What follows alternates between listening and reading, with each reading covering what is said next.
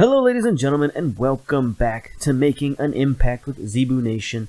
And today we have for you something very special, something sort of different. I don't do it very often, but we're going to do an off-season spectacular here for Season 2 of our MLS adventure in Montreal. So this will be the 2019 season, but if you're a fan of Major League Soccer, you know that the off-season begins as soon as the previous season begins. So here we are, December 18th, 2018. The off-season begins just 3 days after the MLS Cup happened on Saturday, December 15th, where FC Dallas dominated Chicago Fire in the MLS Cup 4-0. Jesse Gonzalez in goal. It seemed like FC Dallas rotated their goalkeepers pretty well this season. Barrios got injured, but that didn't seem to worry FC Dallas much because Lamar came through with a hat trick in the MLS Cup. How about that? Max Arudi added one on for good measure, and Chicago just couldn't do it. Their defense fell apart.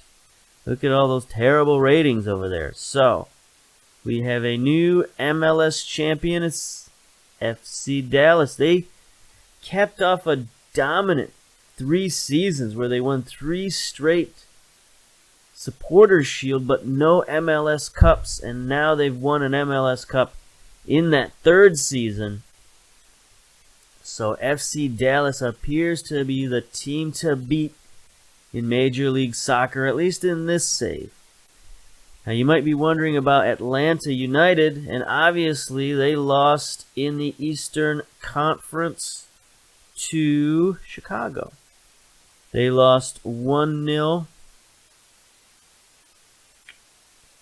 aggregate. So, looks like they lost just, they had a 0-0 draw and then a 1-0 loss, and that's how Chicago beat them. They showed the defense that Chicago never really showed against us last season. But anyway, they managed to stop Atlanta United. Maybe all of those players for Atlanta United were still injured. You know, they beat us off of pure adrenaline of all their teammates going down in the final week of training. And, you know, they couldn't hold on versus Chicago. So anyway, a couple of things to look at here. The awards season, of course, have gone through. And look who won the most valuable player of the year, Sebastian Blanco of Portland, followed by that man from FC Dallas, Roland Lamar. Now, I mentioned in some earlier videos that I didn't think Lamar was on the FC Dallas roster anymore, but he is on the roster. He actually played the other day, so he's still got some time in this season to come back. I don't know that he's going to have this good of a season.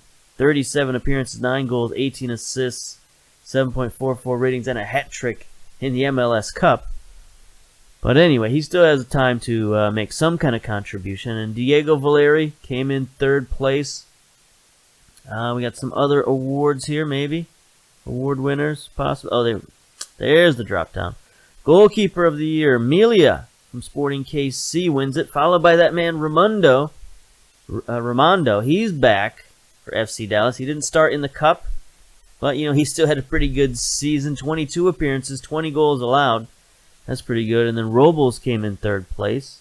Defender of the year, Anderson Louis from Atlanta United, 30 years old, played very well. Hedges for FC Dallas came in 2nd. And Ike Opara, you know, one of the guys you would think would be high on the list, and he was. Let's see, we looked at that. Coach of the year, Oscar Pereja from FC Dallas, but look who's in 2nd. Zebu Nation comes in 2nd place in his rookie season. Only 25 years old, a youngster.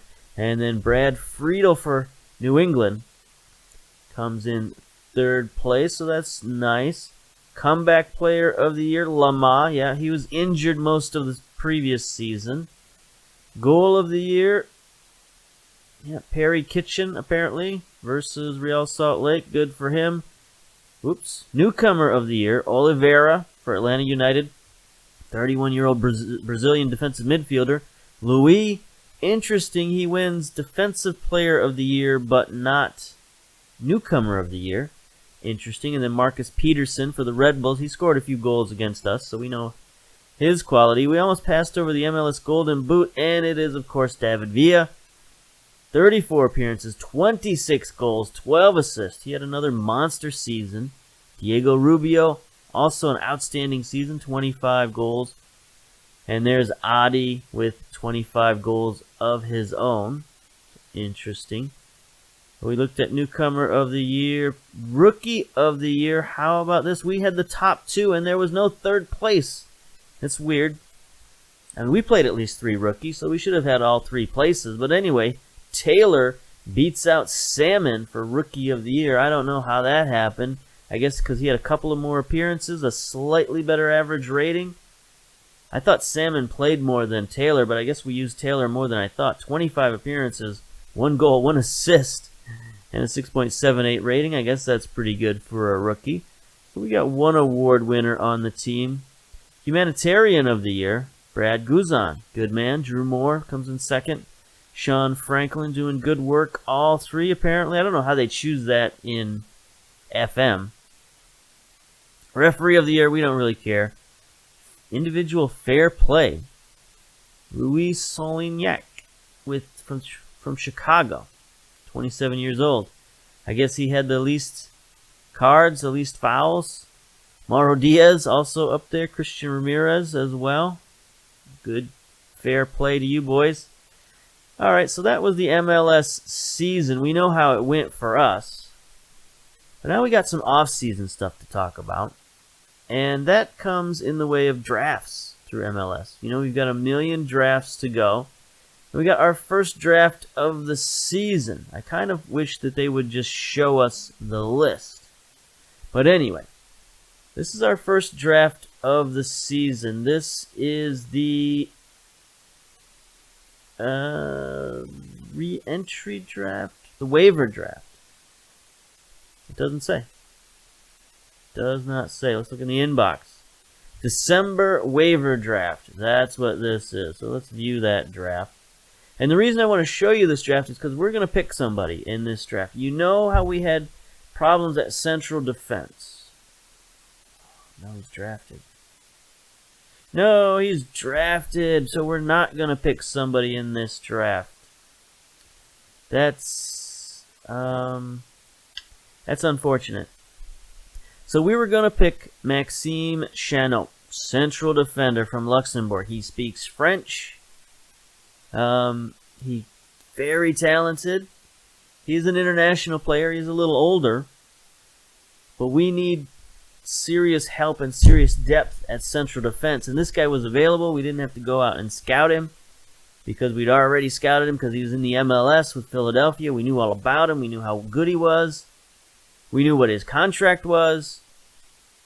So everything lined up to pick this guy in the waiver draft, but somebody drafted him out from under us. We got to keep our eye on him because he might be picked by Philadelphia. So who did he play for last season?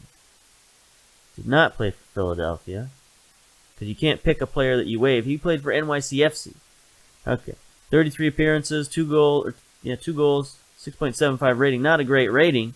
Year before, though, 703, he played much better. But still, he would have been a good player for us. But we still got to keep our eye out for him because his contract still runs out December 31st. Unless Philadelphia signs him to a new contract. So they could still not have room on their roster for another international player. Or they could just not be able to fit him under the salary cap or whatever. So we'll keep our eye out for Chanot come December 31st or January 1st, I guess. But is there anybody else on the list that we can think about drafting? Let's see. Drafted equals no. Let's see who's available. We just got our own player who we let go. Leandro Martin, central midfielder. He's like one of the few guys we let loose. So I basically get out of here. So we're gonna pass. Do I recognize any names on this list that maybe we haven't scouted?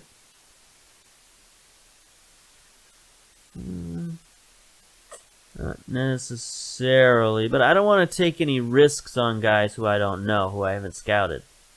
But that guy was available. He was 4 stars. And that's one of the problems in Major League Soccer of finishing so high in the pecking order, is that we drafted so late. We drafted 17th because we finished so high in the Supporter Shield. So all the good players were already picked by the time our pick came around. I didn't see that he was picked, so that's why I started here. But anyway, that's the first of the many, many drafts to come. And I'll pause it here and come back and show you the next couple of drafts, just so you can see what they're all about. But as you can see, in these first waiver drafts, you can get some good players, some quality players to help your roster. But you got to be able to pick them up. You got to be able to get them in the draft, and you got to be able to afford them, because you're gonna have to re-sign the players from the waiver draft. That's the important thing about the waiver draft, is these are players who are about to be waived or have been waived by their clubs, and they're looking for the last chance to get back into Major League Soccer. So we're going to pause it here and then come back for the next few sundry drafts. Okay, we're back for a little bit of interesting drama here in the off-season. I saved these emails as notes in my notebook here just so I could keep track of them. But Piet, oddly, announced his intentions to leave via something called the Bozeman Rule. I had to look this up, but apparently it was a ruling by a European court in 1995 that stated that football players and others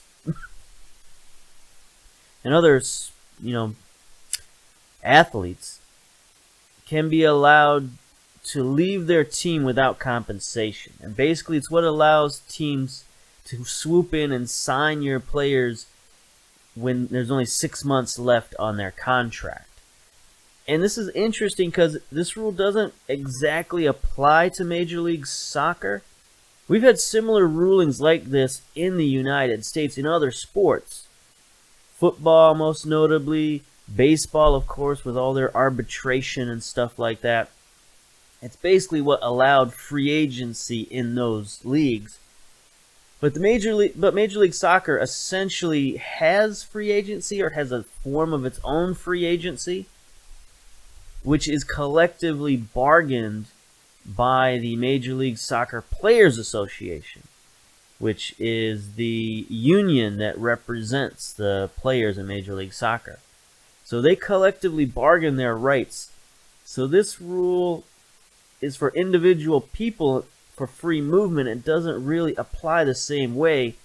Now, because MLS wants to keep in good standing with FIFA, they honor this ruling with teams outside of Major League Soccer. But so far, no one has challenged this ruling inside of Major League Soccer, even though there's speculation that maybe Canadian teams could challenge it because they are technically in a different country, a different quote-unquote state. So depending on how you wrangle the legalese, Canadian teams might be able to move. So it's interesting that Piet would invoke the Bozeman rule. But the other weird thing is that he'd already signed a pre-contract with us. And then a few days later it said that he signed a pre-contract with somebody else. So I'm not sure what was going on there, if the computer just couldn't decide who he was going to sign with because he was unhappy with his playing time or whatever. I don't know. But it doesn't really matter, because if we look at our inbox today, Piet has decided to stay with us. He's honored his pre-contract deal that he signed like a month ago. Or 2 months ago even. Maybe it was before the playoffs that I re-signed him. And I kind of re-signed him with the intent of maybe moving him on later in the season, because I'm sure he's still going to be upset with me, because he's not going to get much playing time unless Andre gets injured. So we'll see how that drama continues. The other little bit of drama is Kyle Fisher. Apparently we promised we would sell him during the last transfer window, and it didn't work. Obviously he stayed on the team. I don't remember promising that we would sell him, but I've done weirder things than that. And he wasn't going to play much, unless we had significant injuries. And even after we had significant movement in our central defense, he still didn't play a lot. He's also a Canadian citizen now, so that's sort of a strike for him, I guess, and rather than a strike against him. But anyway, we've signed an agreement to sell him to the New York Cosmos, but his contract runs out the 31st. So unless that deal gets done before the 31st, the deal is moot and he can go where he wants. So it's just another weird little thing that happens at the end of Major League Soccer season. I don't know if it's just because the timing is so different than the rest of the league. The AI doesn't really know how to handle it. They think it's still mid-season because we're in December. I don't know what it is. They think we're in the December transfer window or something. I have no idea, but it's a lot of sort of weirdly timed things going on right now. And these kind of things don't necessarily go on in regular Major League Soccer, although there is a lot of drama in the off-season. Players, wanting to get traded and things like that. Now the Rowdies are going to come after him. I mean, we're going to sell him to the Cosmos for £14,500, apparently.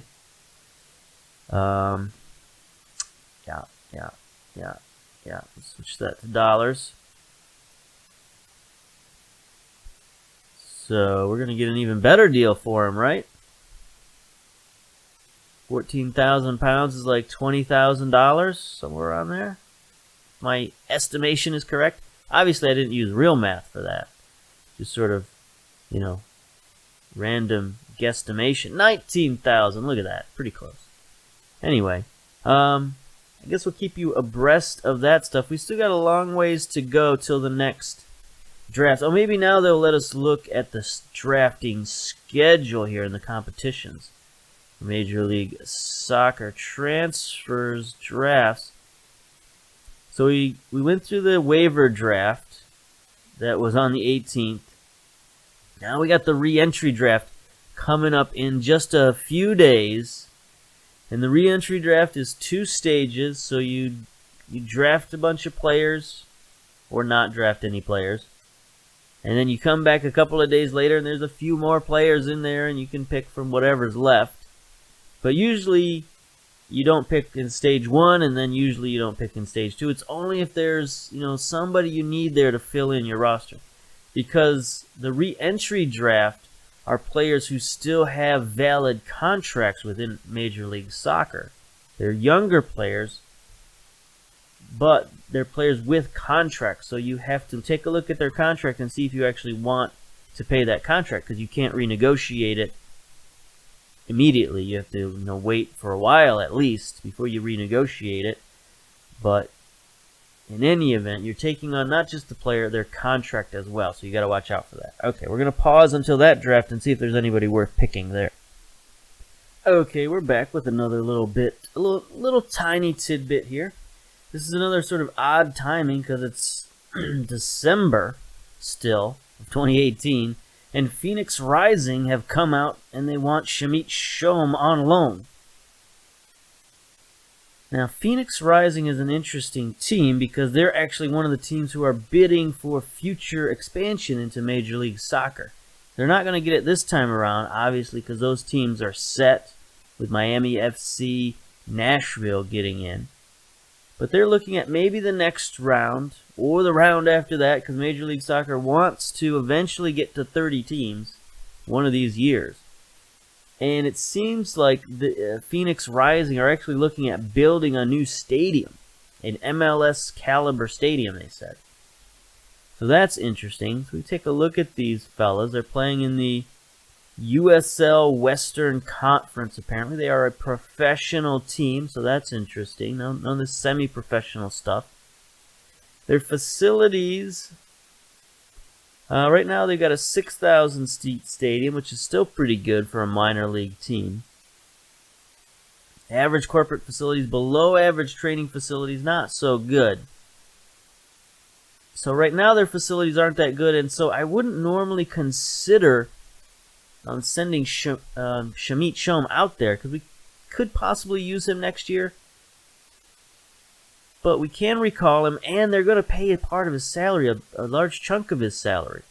He's got a pretty hefty contract because he is a Generation Adidas player. So they're going to pay 70% of his contract. I think we'll accept the offer, just to have his loan secured in case we need it. Because I think roster spaces are going to be tight again this season.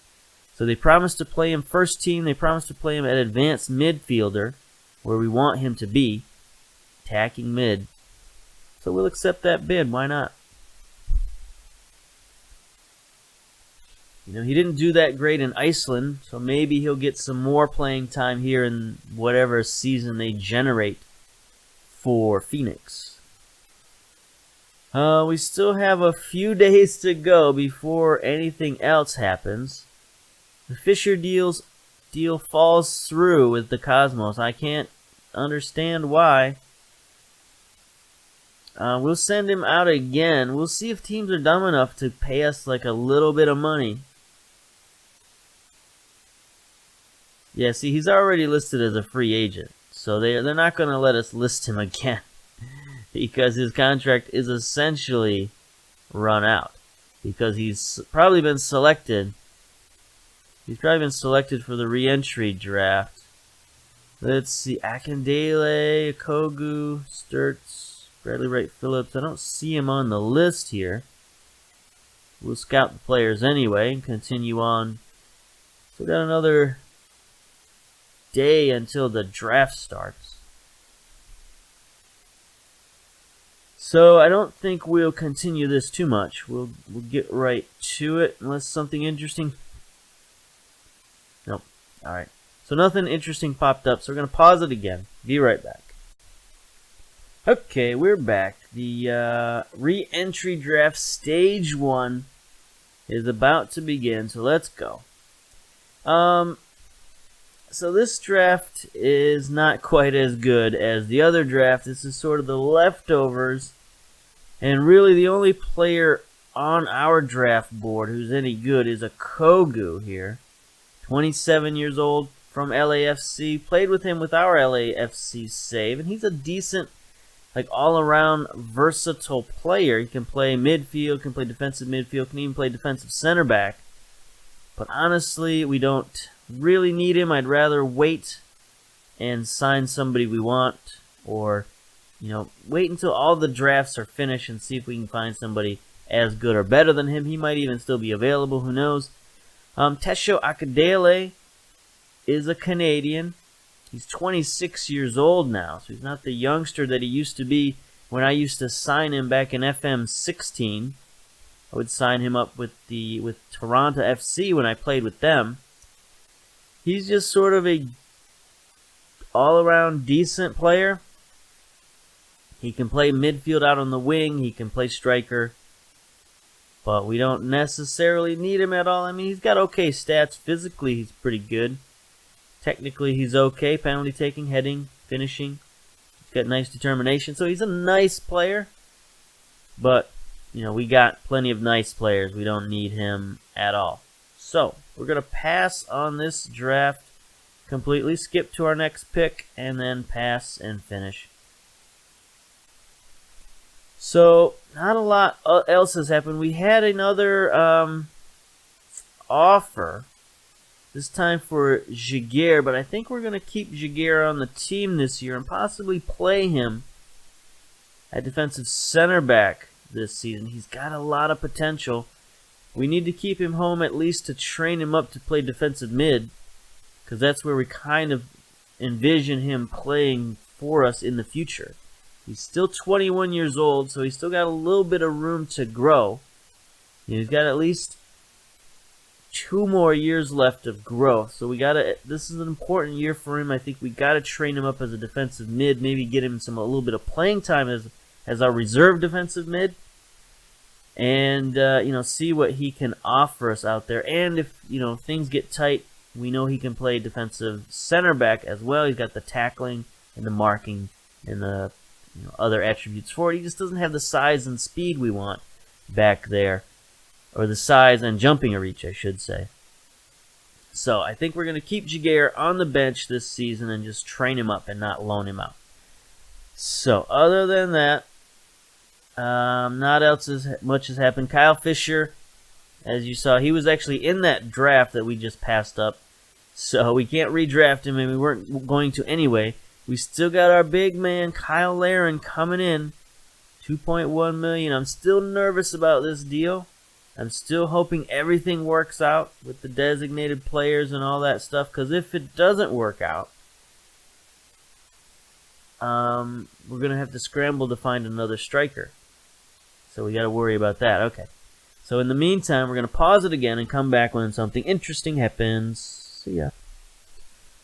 Okay, we're back for the second round of the re-entry draft, and our scouts scouted a couple of new guys, but not really anything to look at. We got Roman Torres, which is a bit of an interesting guy. 32-year-old Panamanian, played for Seattle.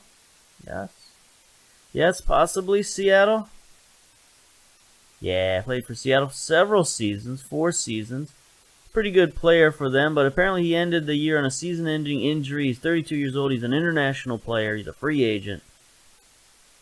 He's got a big contract. No thanks. Same for Bradley Wright Phillips. He was a designated player for the Red Bulls, so they're probably, happy to get rid of this guy at his advanced age and his sort of declining ability. Get that salary off the books. 1.65 million. Yeah, get him out of there. So this is just a formality. We're gonna get rid of this, skip to our next pick, and then finish this draft. Get out of here. We will continuing to look at our roster and see what they're doing. Complete the draft. I don't want to see everybody else's picks. Probably everybody's gonna pass. Pass. Yeah, everybody passed, pretty much. Yeah. A couple people got picked in the early round, but that's about it. Get out of here. So, we're going to continue to look at our roster and see what we can do. We got a few of our loanees ending from the end of last season. Now, we got to be careful about going on vacation here. Usually, you only want to go on vacation up until the MLS Cup final. So, it's around the middle of December. Because after that, stuff like this starts happening. You start getting emails about the Super Draft, and that's the emails you really got to look out for. You got to look out for the emails for the Super Draft and the emails for the Generation Adidas players who are also going to be in the Super Draft, because that's one of your first opportunities you get to assign scouts to go and scout those guys. Because otherwise you got to do it all manually, and it's kind of a pain in the butt. They tried to make it easier this season, or this version of FM, by actually putting a list of the Super Draft players available in your scouting. But as you can see, if you go to your players, you go to your player search right now. Let's clear our search out. Do a new search for declared for the MLS Super Draft is yes. Our list is empty. So this list isn't going to populate for a while. It's not going to populate really until right up until the beginning of the Super Draft. So it's not as helpful as you would like. If you want to get in there early, you got to get to the combine, and in order to get to the combine, you've got to either find that email that says these are the players who've declared themselves, or you've got to wait till the combine emails show up, and you've got to scout the combine manually, which honestly I do both. We'll see that in a few minutes here. But scouting the draft, if you're going to build your team with draft picks in any way, shape, or form, scouting those draft picks is key. So we'll get back to that. When we get back to that, I want to see, before we pause here, if they'll actually show me upcoming drafts. Reentry stage 2 is still going on, apparently, yesterday. So they won't show me the new drafts until the end of this season, which is December 31st. So that will start our preseason. All right, so we'll come back a little bit for that. All right, see you then. Bye. Okay, we're back, and here's that email I was talking about. It came on December 25th, on Christmas Day. We're going to be getting not only are we getting our boon here of the Super Draft players that we're going to get to scout, but pretty soon we're also going to be getting our youth intake for the academy. So we'll look at that also. So it's just so many young players you get access to in MLS for free. So fun. Alright, anyway, 150 players have been selected for the MLS draft. 68 of these players will take part in the MLS Combine, which starts on January the 11th. So you've got until January 11th through the 17th to scout these players. And basically, they get together, these 68 players. They get in their gym shorts, they get weighed, they do, some bench presses and some sprints and stuff like that. And then they play a few friendlies. They get divided into teams and play some games against each other. And your scouts get to go down there and talk to these players, interact with them, see if they fit mentally, physically, and then watch them play as well. So here, you click this button down here, and your scouts are going to get to scout them for 2 games. There are 4 games in the Combine. So when you see the Combine email, you want to go down there and you want to click on the Combine, because then they'll have the list of teams that are actually there, and you can go and scout those players for the other 2 games, and that will get you even more of a percentage view of the players, because usually after these 2 games of the Combine, you'll have like maybe 68% knowledge, depending on how good your scouts are, obviously. But if you want to get full 100% knowledge of at least those 68 who are theoretically the top 68, or at least the top 68 minus maybe the top 10, because the top 10 picks know they don't have to go to the Combine, most of them, because they know, like, I'm the number 1 pick, I'm the best player, I don't need to go to the Combine because I know I'm going to get picked anyway. That's the attitude some of them have, especially the Generation Adidas players. So not all of them will show up at the Combine, so you got to pick them out individually and just sort of find them as you can. So here we're going to at least get 2 games worth of scouting of 68 of those players. Then we go up here to the Generation Adidas email, showed up on the same day, on Christmas Day. Only 10 players have been awarded Generation Adidas status. A couple of 18-year-olds, some 20-year-olds, 21-year-olds. So mostly younger players than what's in the Super Draft, but we're going to scout them for 2 matches as well. So it looks like maybe they'll all show up at the Combine. That would be good. There's George Cooks, 18-year-old central defender. Looks okay. Marking is a bit low, but he's an 18-year-old, so he's sort of the equivalent of one of our academy players. Suarez, attacking mid, also just sort of okay. So anyway, we'll take a more in-depth look at them later. So now you see 150 players have declared for the Super Draft. I'm going to advance the day, and we're going to go to my scouting and see if they show up on our player search. And there they are. So this is good. They have fixed this. Sometimes this works, sometimes this doesn't work. They have fixed it so that they all show up here. So now if we want to scout them individually, we can, and that's good. I don't know if all 150 of them are here. It's possible. Does it say how many are on this list? Does not. How many have we scouted? A few. So we've already scouted a few of these guys. Some of them come from New England Revolution, Columbus Crew. Interesting. My search is still on, correct? No. My search is not still on. Alright. Declared for the MLS Super Draft is yes.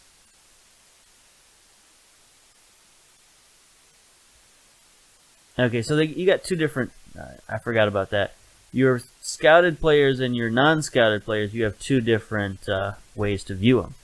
So, if you're the kind of person who only views players you've scouted, then maybe you don't do this at all, and then your player, you would have no players.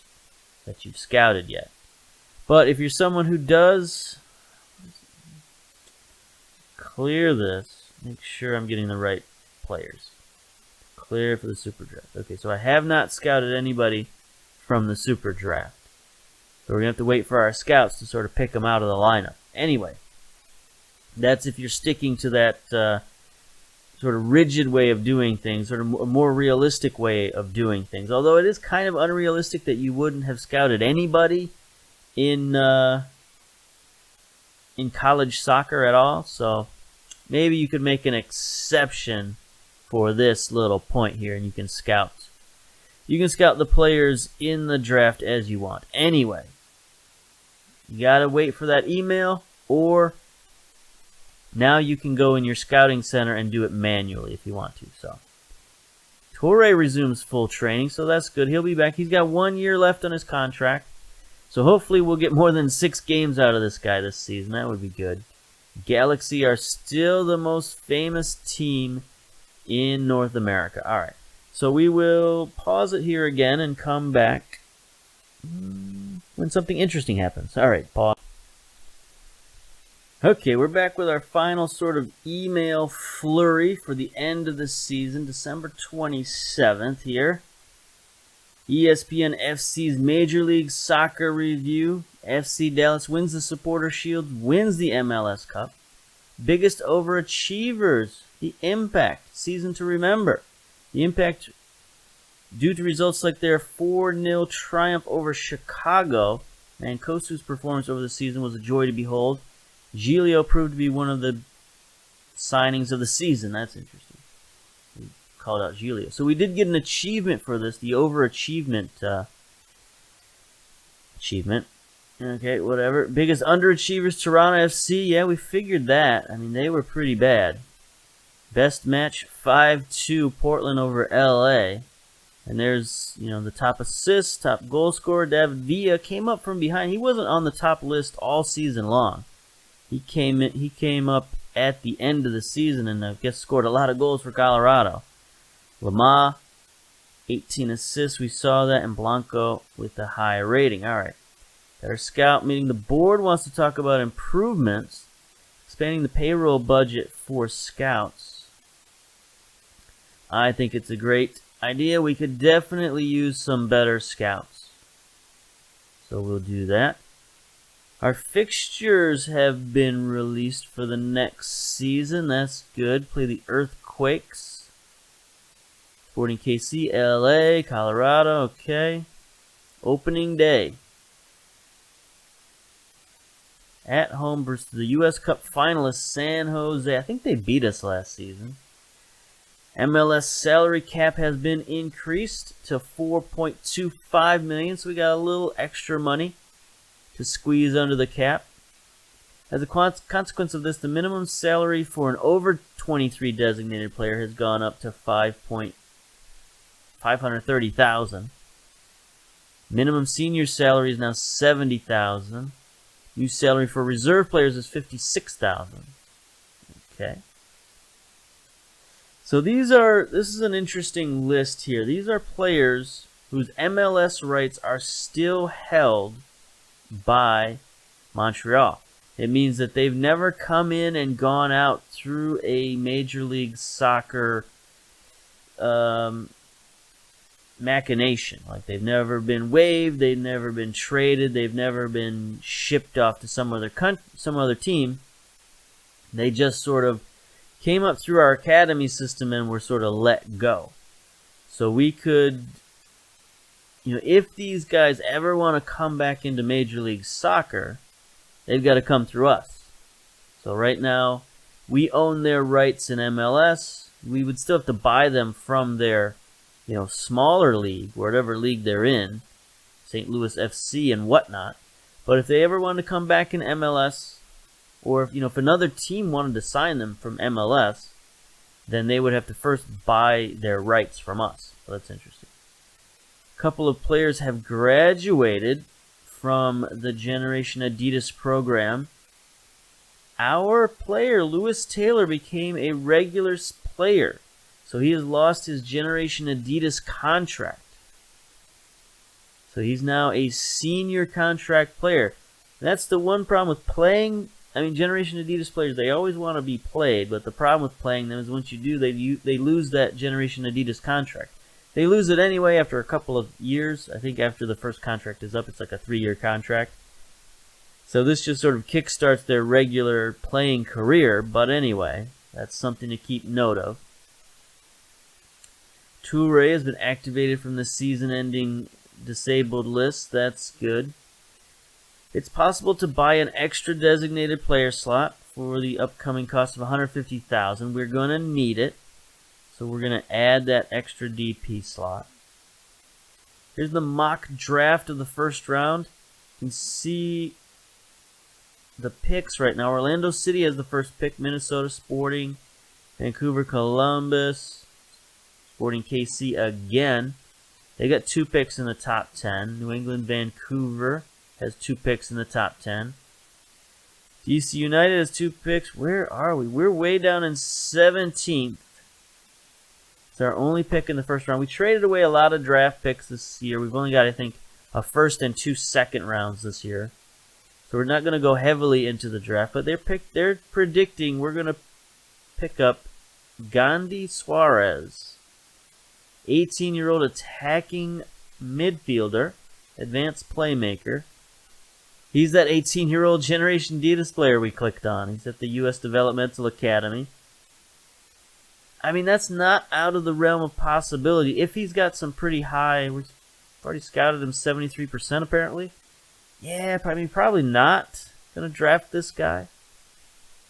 He does have some potential to improve. He is only 18, so we could stick him in our under 18s for a while, send him on a loan, whatever.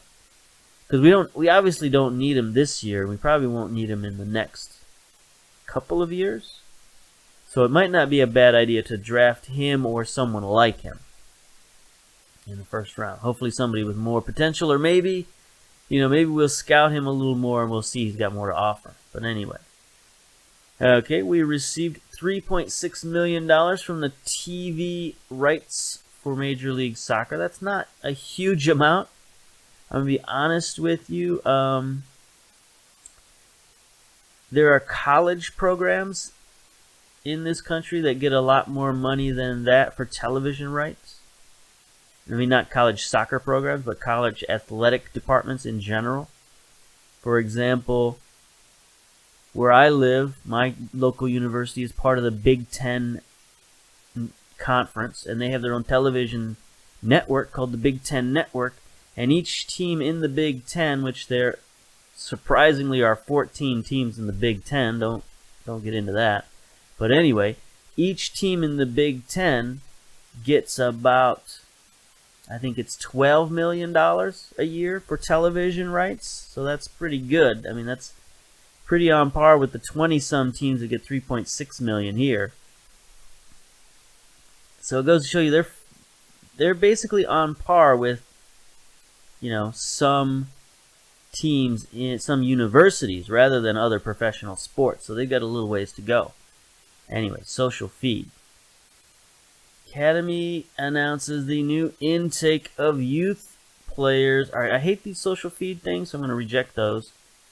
But this will probably be our end to the off-season spectacular, and then we'll get into the preseason spectacular after this. And we'll do the draft and all that stuff. But here we go. The intake of new youth players. The following players have been promoted to your academy team. Looking pretty good here. So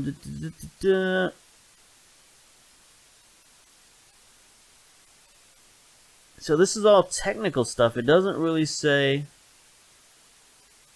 like this is a golden generation or anything like that. So anyway, we've got every reason to be excited about Benjamin Lambert. There's the potential to be one of the most gifted players to come through the ranks in recent seasons. Alright, if they sign these players will need to be registered in MLS. They're homegrown, their salary cap. They do not impact the salary under their current contracts. Okay, this is all stuff we know. So let's take a look at, well, let's first take a look at Lambert, see what he's all about. See if he really is our best player. Ooh, I don't know about that. 16-year-old right back. Stamina, balance, agility is okay. Strength and other stuff is just sort of okay. I mean, he better have a lot of potential, basically. And he's got kind of a lot of potential. 3.5 stars is, you know, passable. So that's okay. Alright, let's check out the rest of the dudes in the academy. Chevalier, there's Lambert, so he's one of our top prospects already. There's another Chevalier. Chevalier? Spelled the same or different? It's spelled different. He's got only one L in his last name. He's got 2 L's. Interesting. Anyway, he's 1.5 star. Another right defender. 16-year-old. A little better physically. He's faster. Jumping, reach, strength about the same. Better mentally. A little better technically too. So he's a little farther ahead right now. Maybe not quite as much potential. But he's okay. We got a midfield. İlyas Yilmaz. 16-year-old Turkish. Interesting. Not good physicals. Ugh. Okay, mentals, I guess. Pretty good technicals. Free kick, passing, technique. So he's got a ways to go in the mentals and the physical area. Hopefully we can build him up. What else do we got here? That's not much of a youth intake. I tell you what, 3 players. Unless some of these 17-year-olds were on the list. Did we get 17-year-olds in our youth intake? Chevalier, Lambert. Did we see Lambert, 16-year-old, right back? Got a lot of right backs, yeah. Okay, so there we go. Sort of an anticlimactic youth intake, but I guess that's why we got the super draft to supplement it. I've honestly never seen that small of a youth intake, but that's okay. As long as they just sign the best players and don't sign scads of just garbage players, I'm okay with it. Frankly. So there you go. There is our our postseason spectacular, our off-season spectacular, whatever we're going to call it. And there is the final screen for the season. So we'll come back for our preseason spectacular. We'll show the super draft. We'll show our free agent dealings, which I don't think we're going to do a lot in the free agent market. Our roster is kind of overflowing as it is. So we'll come back for all that stuff and preseason, whatever interesting preseason game we come up with. And then we'll get on to the regular season, season 2. So until then, we'll see you later. Bye-bye.